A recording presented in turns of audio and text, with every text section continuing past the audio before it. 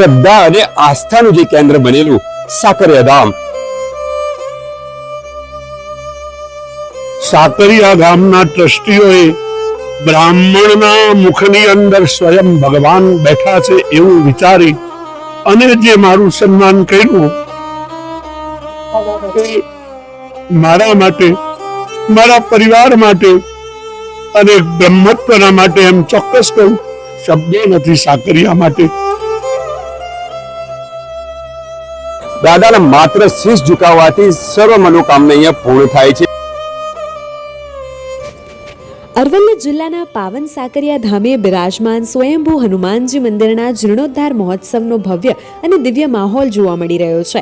ત્રિદિવસીય આ પાવન પ્રસંગે યોજાયેલા એકાદશ કુંડાત્મક મારુતિ યજ્ઞે સમગ્ર વિસ્તારને ભક્તિમય બનાવી દીધો છે.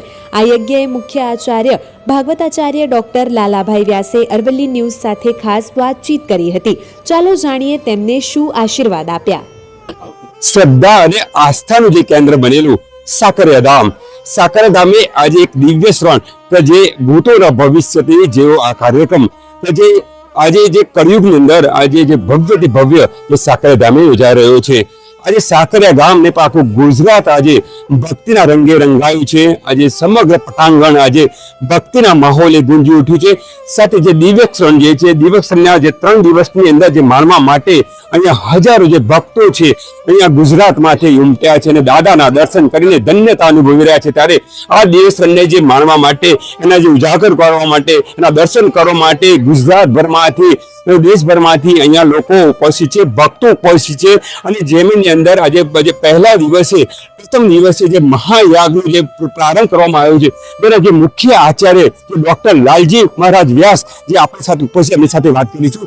આજે જે સાકરિયા ધામ જે પાવન ભૂમિ જે ગણાય છે, પાવન ભૂમિ પર આજે જે દિવ્યક્ષણ આજે જે વર્ષોની જે હતો કે જે નવીન જે જીર્ણોદ્ધાર નિમિત્તે આપણે આજે મહાયાગનો શુભારંભ કર્યો છે, પ્રારંભ કર્યો છે, કેવો અનુભવ થયો, શું કહેશો?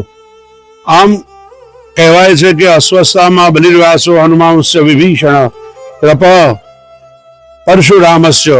આમ કે 7 જે ચિરંજીવી જે છે એમાં હનુમંત લલાની આ એક દિવ્ય મૂર્તિ અને એની પ્રાણ પ્રતિષ્ઠા, પરિવાર સાથે રામલલાની સાથે બિરાજમાન થવા વાળી ચેતના, એ ચેતનાને ઉજાગર કરવા માટે અમે મંત્રો ભણીએ છીએ.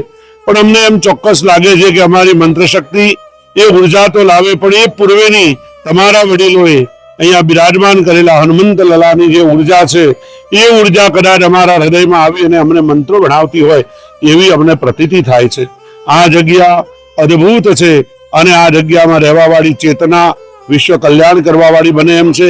અને પરમ કૃપાળુ પરમાત્મા આજે આ જગ્યાને એમ કહેવાય કે આ જગ્યાની અંદર મંત્રોચ્ચારની ઉર્જાઓ, હનુમંતલાલની ઉર્જાઓ અને શ્રદ્ધાયુક્ત બનેલા ભક્તોની ઉર્જાથી કદાચ એમ લાગે કે આ ભારત વર્ષનું કદાચ પ્રથમ કક્ષાનું મંદિર બને એવી અમને બધાને અહીંયાથી પ્રતીતિ થઈ રહી છે. આજે પહેલા જ દિવસે આટલો માનવ મેળામણ જોઈ અને અમને એમ થાય કે ભગવંત સ્વયં અહીંયા આગળ રાજીપો વ્યક્ત કરતા હોય એવો એક અનુભવ થઈ રહ્યો છે. આ ભૂમિ જે છે મહાભારત કાળ સાથે જોડાયેલી છે.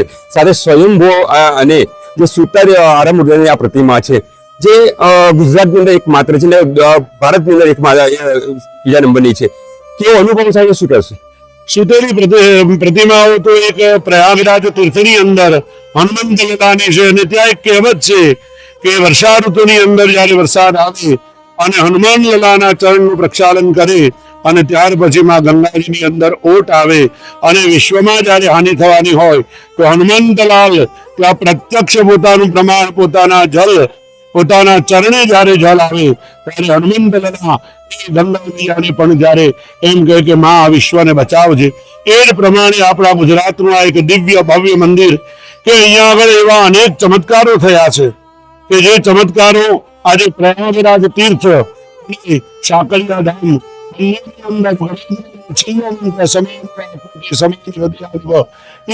વસ્તુની આજે મને પ્રતીતિ થાય છે કે હનુમંત લલા પ્રયાગરાજના એ જ સાકરિયા ધામના અને આજે પ્રત્યક્ષ અહીંયા આગળ વિશ્વનું કલ્યાણ કરવા માટે બિરાજમાન છે. એ સદભાવના આજે સાકરિયા હનુમાનજી મંદિર ટ્રસ્ટ દ્વારા જયારે આપણું સન્માન કરવામાં આવ્યું ત્યારે તમારી આંખોમાં એક આંસુ જે આવી ગયા તે એ કયા આંસુ શું હતું? અદભુત પ્રશ્ન કરો છો આપ. એક વસ્તુ ચોક્કસ છે કે બ્રાહ્મણત્વ જે છે ને એને આજકાલ લોકો માત્ર ને માત્ર એક કમાવાનું સાધન ગણીને એનો ઉપયોગ કરતા હોય, પણ આજે સાકરિયા ગામના ટ્રસ્ટીઓએ બ્રાહ્મણના મુખની અંદર સ્વયં ભગવાન બેઠા છે એવું વિચારી અને જે મારું સન્માન કર્યું એ મારા માટે, મારા પરિવાર માટે અને બ્રહ્મત્વના માટે એમ ચોક્કસ કહું કે આર્યાવર્તના બ્રાહ્મણનું જે સન્માન કરવામાં આવતું હતું એવું સન્માન કરી અને મારી પાસે કોઈ શબ્દો નથી સાકરિયા માટે કે વંદન કરું છું. આજે જે પ્રમાણે જે મંદિરના જે હજારો ભક્તો અહીં દર્શન કરવા માટે આવે છે, આપે પણ પ્રતિમાના દર્શન કર્યા છે, કઈ ખાસિયત દેખાઈ તે અંદર? ચોક્કસપણે આજે તો ઘણા લોકોએ કહ્યું છે, આપણા સંસદ સભ્યએ કહ્યું, આપણા ધારાસભ્ય શ્રી પ્રત્યક્ષ પ્રમાણ આવ્યા પછી કહ્યું કે મને અહીંયા આગળ ચક્કર આવે છે, મારાથી પ્રવચન થઈ શકે એમ નથી, અને મારો હનુમંત લલો આવી અને આપણા એમએલએ ને આવીને થાપો મારીને કહે બેટા તારે બોલવું પડશે. તો એ આપણા ધારાસભ્યશ્રીએ પણ દાદાના માટે ઉત્તમ પ્રકારનું પ્રવચન આપ્યું અને દાદાની આજે પ્રતીતિ અમને પણ થઈ એવી અનેક લોકોને અહીંયા આગળ પ્રતીતિ થાય એવી પ્રતીતિ. આજથી 1 મહિના પહેલા હું આવ્યો અને જે મેં મૂર્તિના દર્શન કર્યા અને આજની મૂર્તિના દર્શન કરતા એમ ચોક્કસપણે કહું કે આજે હનુમંત લલા પોતે અહીંયા આગળ ઋષિમુખ પર્વત પરથી સીધા અહીંયા આગળ આવી અને ઉભા હોય એવી અનુભૂતિ થઈ મને. લોકોનું જે આસ્થાનું જે કેન્દ્ર જે બનેલું છે આ સાકરિયા ધામ, શું સંદેશો આપશો ભક્તોને? આસ્થાનું કેન્દ્ર બિંદુ બન્યું છે એ વાત ચોક્કસ છે. સંદેશમાં તો બીજું કઈ નહીં, ઈશ્વરના આગળ આવી નમ્રતાથી પોતાના હૃદયની અંદર રહેલી ભાવાત્મક પોતાની જોઈતી જે કઈ મનોકામના હોય દાદાની આગળ રજૂ કરજો. અહીંયા કોઈને દોરાએ બાંધવાના નથી, કોઈને ધાગાએ બાંધવાના નથી, અહીંયા કોઈ ભૂત બવાડા પણ કરવાના નથી. ખાલી આવીને દાદાની આગળ દ્રષ્ટિ કરી અને વાત કરશો તો તમારું કાર્ય થશે. એ વાત ચોક્કસ એક યજ્ઞના આચાર્ય તરીકે કહી શકું કે આની અંદર બેઠેલી જે ચેતના છે એ સમગ્ર વિશ્વના કામ કરશે. જે રીતે લાલજી, ડોક્ટર લાલજી વ્યાસ આપણી સાથે જોડાયા હતા, દાદાના માત્ર શીશ ઝુકાવવાથી સર્વ મનોકામના અહીંયા પૂર્ણ થાય છે તેવી આસ્થા અને શ્રદ્ધા સાથે અહીંયા ગુજરાતભરમાંથી અહીંયા શ્રદ્ધાળુઓનું ઘોડાપુર અહીં ઉમટે છે અને 3 દિવસીય કાર્યક્રમની અંદર ભવ્યથી ભવ્ય જે આયોજન ટ્રસ્ટી મંડળ દ્વારા જે કરવામાં આવ્યું છે તેને લઈને લોકો સરાહનીય ગણાવ્યું છે.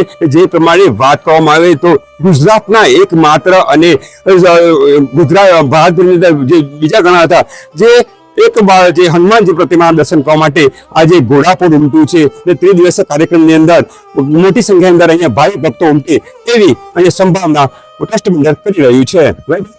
અરવલ્લી ન્યૂઝ મોડાસા. આ પાવન ભૂમિ પર યોજાયેલા એકાદશ કુંડાત્મક મારુતિ યજ્ઞ માત્ર ધાર્મિક વિધિ નથી, પરંતુ એ સમગ્ર સમાજના કલ્યાણ માટેનું વિશેષ યજ્ઞ છે. વૈદિક મંત્રોચ્ચાર દ્વારા વાતાવરણ શુદ્ધ થાય છે અને ભક્તોના જીવનમાં સકારાત્મક ઉર્જાનો સંચાર થાય છે. હનુમાનજીની કૃપાથી તમામ વિઘ્નો દૂર થાય અને સુખ શાંતિ પ્રાપ્ત થાય એ માટે આ યજ્ઞનું વિશેષ મહત્વ છે. સાકરિયા ધામે ચાલી રહેલા આ ભવ્ય મહોત્સવમાં ભક્તોની મોટી સંખ્યામાં હાજરી જોવા મળી રહી છે, જ્યાં ભક્તિ, શ્રદ્ધા અને આધ્યાત્મિક ઉર્જાનો અનોખો સંગમ સર્જાઈ રહ્યો છે. વૈભવ રાઠોડ, અરવલ્લી ન્યૂઝ, મોડાસા. ખૂબ જ સરસ અને ભક્તિનો અલગ જ માહોલ છે. આ અમારા ગામમાં બહુ પ્રસિદ્ધ અને જૂનું મંદિર છે. આસ્થાનું બહુ જ સરસ કેન્દ્ર છે અને અલગ જ અનુભવ છે. હનુમાન દાદાનો જાણે અહીંયા આપણને પરચો જ મળતો હોય એવું થાય છે. મંદિરની એક પૌરાણિક કથા છે અને એકવાર એ છાપામાં બી છપાયેલી છે. એના લીધે કે આસપાસના વિસ્તારોમાં ને બધામાં એ આસ્થાનું કેન્દ્ર બનેલું છે. મહાભારતની એક વાર્તા છે, એ તમે આને સર્ચ કરશો તો તમને આખી વાર્તા મળશે કે સાકરિયા હનુમાન દાદાના મંદિરની આ જે મૂર્તિ સુતેલી છે એ કેમ છે. આસ્થા એટલે ભક્તોની છે સાથે જોડાયેલી એક વાર્તા છે, બહુ જ સરસ, મહાભારતના વખતની.